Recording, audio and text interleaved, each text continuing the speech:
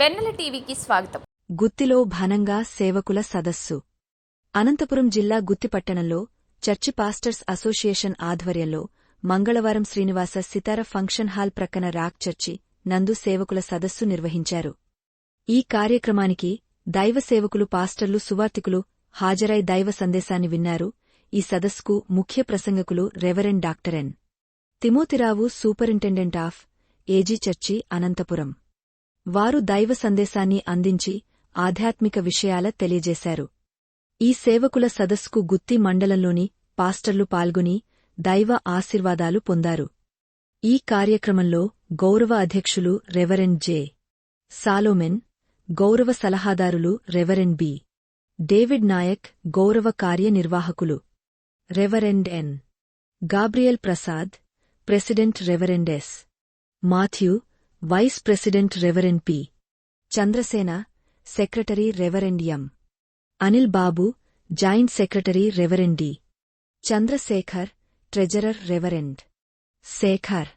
ఇసి. Members J. Sudhakar, pastor reverend M. Philip, reverend Samuel B. Prabhudas, pastor Rajesh, pastor Anand, పాస్టర్లు తదితరులు పాల్గొన్నారు. శాశ్వత జీవమును అచ్చట ఉండవాలని యెహోవా సెలవిచ్చున్నాడు. దేవుని వాక్యం మనకి ఆశీర్వదించుగా ప్రత్యేకమైన వందనాలు తెలియజేస్తూ ఉన్నాను. ఈరోజు ఒక సహోదరికి కూడా రావడం చాలా సంతోషం. సహజంగా ఆశ్రమ గారిని మనం తీసుకురామనుకోండి, ఆశ్రమ గారిని కూడా వస్తే అది కూడా మనందరికీ ఆనందం. కాకపోతే మనం ప్రాంతీయ ఫెలోషిప్ అవడం ద్వారా కొన్నిసార్లు పాస్టర్లే వస్తాం. అది ఒక సహవాసం ఫెలోషిప్ అయితే పాస్టర్ గారు కూడా ఎలాగ వస్తారు, ఎందుకంటే సహవాసంలో వారు కూడా ఒక భాగం కాబట్టి. మరి ఈరోజు మనందరం ఇలా కలుసుకునే కృపను దేవుడు అనుగ్రహించినందుకు దేవదేవునికి ఇందాక దైవ సేవలు చెప్పినట్టుగా ఇది నిన్న జరగవలసినటువంటి కూడిక అనుకోని రీతిలో మా చర్చిలో నా ప్రారంభ సేవలో ఉన్నటువంటి ఒక సహోదరి భర్త చనిపోయారు. వారు బెంగళూరులో ఉంటారు. వారు గురువారం చనిపోయారు. కానీ గురువారం నాడు నేను వేరే దూర ప్రాంతంలో ఉండటం వలన వారు మరుసటి రోజు పోస్ట్ పోన్ చేసుకున్నారు. ఈలోపు వాళ్ళ కుమార్తె కూడా జింబాబ్వేలో ఉంటుంది. వాళ్ళకు కూడా ఫ్లైట్స్ దొరకడానికి బట్టి ఇంకా మండే పెట్టుకున్నారు. ఎందుకంటే వాళ్ళు పాల్నగే కానీ చర్చికి వెళ్తూ ఉంటారు. వారికి కూడా టైం కుదరక మండే ఏర్పాటు చేసుకున్నారు. నేను ఇది చూసుకుని వెళ్దాం అనుకున్నాను. ఇక్కడ చూసుకుని వెళ్ళాలంటే అక్కడికి వెళ్ళేసరికి సుమారుగా సాయంకాలం 6-7 అయ్యేటట్టు. అందువలన మరి సహోదరులు గాబ్రియల్ ప్రసాద్ గారికి చెప్పినప్పుడు వారు మన్నించారు నా మనమని. సరే పాస్టర్ గారు, ఎందుకంటే మా మాస్టర్ గారు చెప్పారు, మీరు ఆల్రెడీ ఒక పాంప్లెట్ కూడా వేసుకుని ఇంటికి వచ్చి మరీ ఇచ్చారు, ఎలా క్యాన్సిల్ చేస్తామని అడిగింది. మరి ఏం చేసేది, మేము డెత్ మన ప్రారంభ సేవలో మా సహోదరి ఆమె చనిపోయింది. ఆమె అయితే 15 years బ్యాక్ చనిపోయింది. సో అందువలన ఖచ్చితంగా వెళ్ళాల్సి వచ్చింది. మరి ఈ రోజుకి మీరు పోస్ట్ పోన్ చేసుకున్నారు. మరి ఈ విషయంలో సమ్మతించినటువంటి ప్రెసిడెంట్ గారు మాథ్యూ గారికి, మరి మిగిలినటువంటి ఎగ్జిక్యూటివ్ కమిటీ అంతటికి కూడా, అలాగే మరి గౌరవ కార్యనిర్వాహకులు ఎన్. గాబ్రియల్ ప్రసాద్ గారికి, డేవిడ్ నాయక్ గారికి, సల్మాన్ గారు, మిగిలినటువంటి దైవ సేవకులు చంద్రసేన గారు, అనిల్ బాబు గారు, శేఖర్ గారు, మిగిలిన ఎగ్జిక్యూటివ్ మెంబర్స్ అందరికీ కూడా ప్రత్యేకమైన వందనాలు తెలియజేస్తూ ఉన్నాను. మరి ఈరోజు మనందరం కలిసి దేవుని వాక్యాన్ని ధ్యానించడానికి ప్రభు సన్నిధిలోకి వచ్చాం. మనకి వాక్యాన్ని బోధించేవాడు పరిశుద్ధాత్ముడే.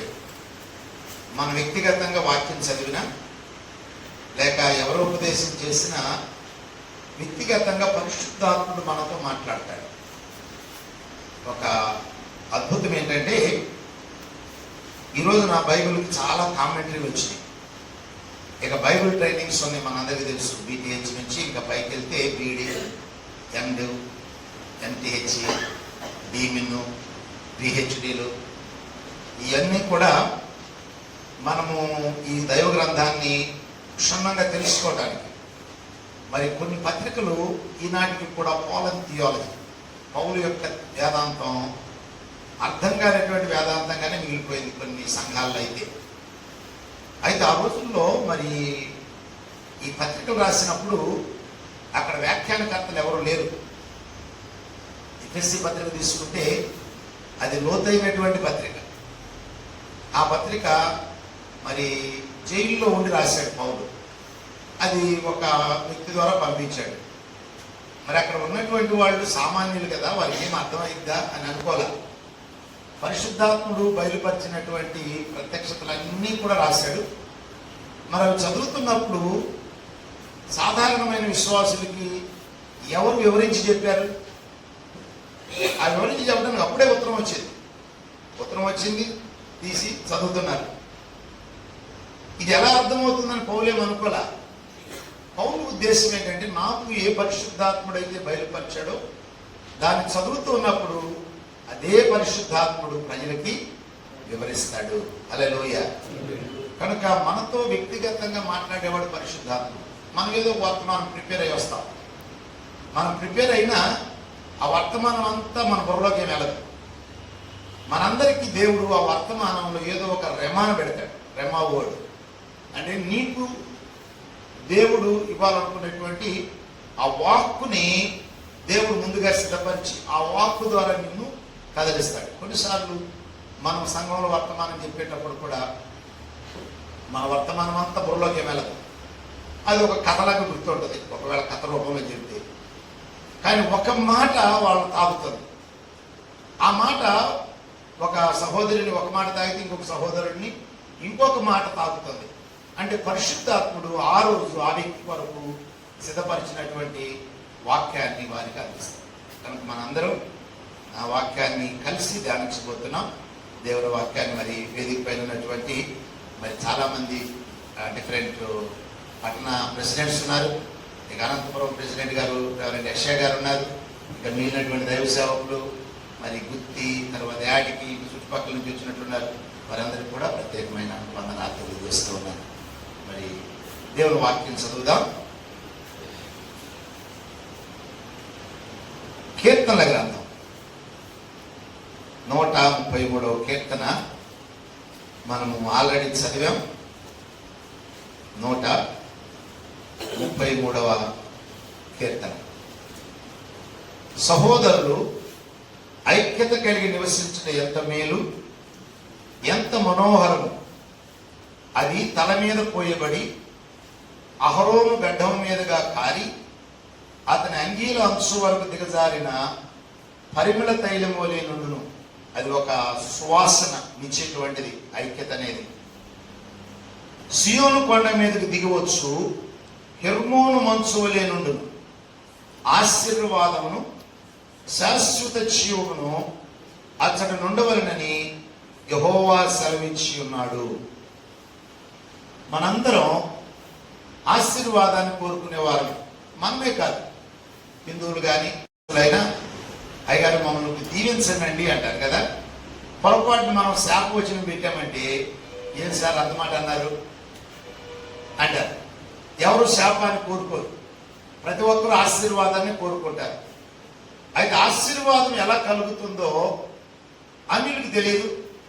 కానీ దైవగ్రంథం ఏం చెబుతుందంటే, ఎక్కడ ఐక్యత ఉంటుందో అక్కడ ఆశీర్వాదం ఉండాలని దేవుడు ఆల్రెడీ సెలవిచ్చాడు. నువ్వు ఆశీర్వాదాన్ని వెతకని అవసరంలా, మనం ఎవరూ ఆశీర్వాదాన్ని వెతకని అవసరంలా. ఆశీర్వాదం ఉచితం. ఒక భక్తుడు అంటాడు, ఆశీర్వాదం బయట ఎగురుతున్నటువంటి పక్షి లాంటిది, దాన్ని పట్టుకోవాలంటే దొరకదు. అది ఒకవేళ కిటికీలో కూర్చుంది, తర్వాత అది అటు ఇటు చూసి లోపలికి వచ్చింది అనుకో, దాన్ని రాగానే నువ్వు దాన్ని కాపాడుకోవచ్చు లేదా పోగొట్టుకోవచ్చు అంటాడు. అంటే ఆశీర్వాదం అది అనంత అదే రావాలి. దేవుడు కూడా అంటాడు కదా, పౌలు అంటాడు అపోస్తల కార్యాల్లో, నేను ఎవరిని కరుణించునో వారిని కరుణించును. రోమాపత్రికలో, నేను ఎవరి మీద జాలి పడుదునో వాని ఎడల జాలి పడుదును. కాబట్టి దేవుడే మనల్ని ఆశీర్వదించాలి. అయితే ఆశీర్వాదము ఎక్కడ నిలిచి ఉంటుందంటే, ఎక్కడ ఐక్యత ఉంటుందో అక్కడ నిలిచి ఉంటుంది. వాస్తవంగా ఈ కీర్తన రాసిన వ్యక్తి దావీదు కానీ ఈ దావీదు ప్రవచనాత్మకంగా సంఘాన్ని గురించి రాశాడు. ఎందుకంటే సహోదరులు ఐక్యత కలిగి ఉన్నటువంటి ఎలాగో ఒక చోట కూడుకోవటం కాదు, అసలు వారి అంతరంగాల్లో ఐక్యత, ద వన్నెస్ అనేది ఒక్క సంఘంలో మాత్రమే చూడగలం. ఇశ్రాయేలు సమాజంలో కూడా మనం చూడం. ఇశ్రాయేలు సమాజంలో కూడా లేదు. ఎందుకంటే ఇశ్రాయేలీలు అనేక మంది ఉన్న వారు 12 గోత్రికులు.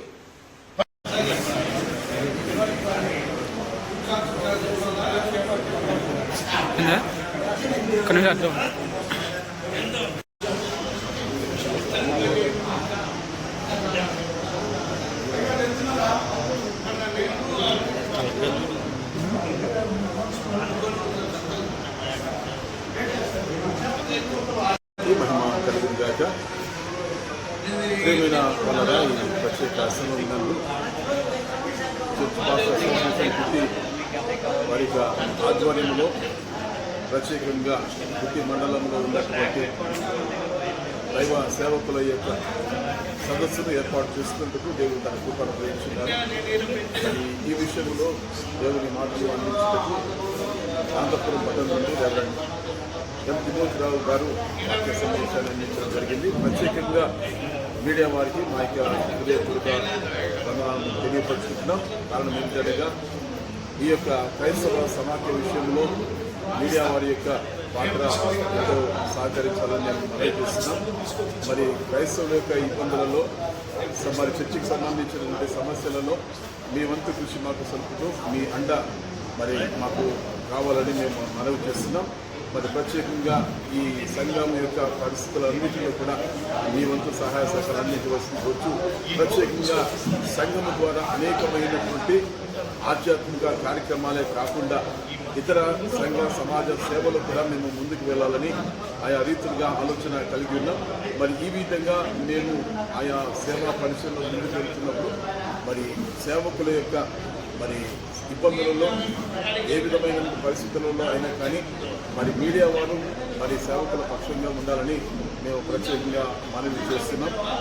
ఉన్నట్టుగా మీరు లోకానికి సమాజానికి తెలియపరిస్తే అది క్షేమంగా ఉంటుంది. ప్రజల క్షేమము కొరకే దేవుడు మాకు ఇచ్చిన బాధ్యతను మేము నిర్వర్తించేటువంటి వారు, దేవుని ఆజ్ఞ ప్రకారంగా నడిచేటువంటి వారు. కాబట్టి మరి సంఘ సమాజ క్షేమము కొరకు శ్రేయస్సు కొరకు పాటుపడేటువంటి ఈ సేవకులందరి యొక్క పక్షంగా మరొకమారు మీకు వందనాలు తెలియపరుస్తూ మీ వంతు సహాయ సహకారాలు మాకు అందించవలసిందిగా మనం చేస్తూ అదేవిధంగా మీడియా వారు ప్రత్యేకంగా మరి సమాజానికి అదేవిధంగా పై అధికారులకు మధ్యవర్తులుగా ఉండి మా యొక్క ప్రత్యేక పరిస్థితుల్లోనూ కూడా మాకు సహాయం అందిస్తూ అధికారులకు సరైన సమాచారాన్ని చేరవేస్తూ వారి యొక్క సహకారం మాకు కూడా అందేటట్టుగా చేయాలని ప్రత్యేకంగా మనవి చూస్తాం.